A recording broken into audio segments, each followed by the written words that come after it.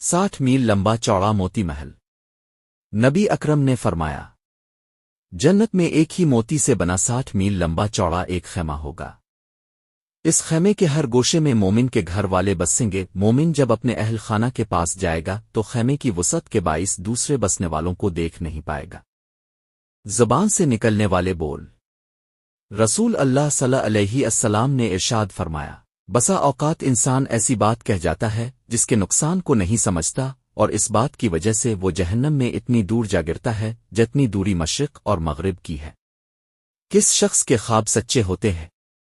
रसूल अल्लाह ने फरमाया, जब ज़माना क़यामत के करीब आ जाएगा तो तब मोमिन का ख्वाब शाज़ व नादिर ही झूठा निकलेगा, और ज़्यादा सच्चा ख्वाब उसका होगा जो मुआमलात ज़िंदगी में ज़्यादा सच्चा होगा। और मोमिन का ख्वाब नबुवत के 45-46 हिस्सों में से एक हिस्सा है। रसूल अल्लाह सल्लल्लाहु अलैहि वसल्लम ने फरमाया, हर दिन सुबह 2 फरिश्ते उतरते हैं, इनमें से एक दुआ करते हुए कहता है, ए अल्लाह, खर्च करने वाले को बेहतर बदल अता फरमा, और दूसरा इल्तिजा करता है, ए अल्लाह, जो खर्च न करे इसका माल तलफ फरमा दे।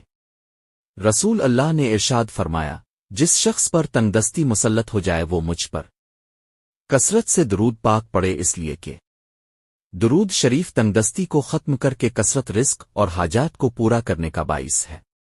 रसूल अल्लाह ने फरमाया, सबसे बड़ा गुनाह यह है कि कोई शख्स अपने वालिदैन पर लानत करे। किसी ने अर्ज़ किया, आ रसूल अल्लाह, आदमी अपने माँ बाप पर किस तरह लानत कर सकता है? अपने फरमाया, एक आदमी दूसरे के बाप को गाली दे तो वो इसके माँ और बाप को गाली देगा।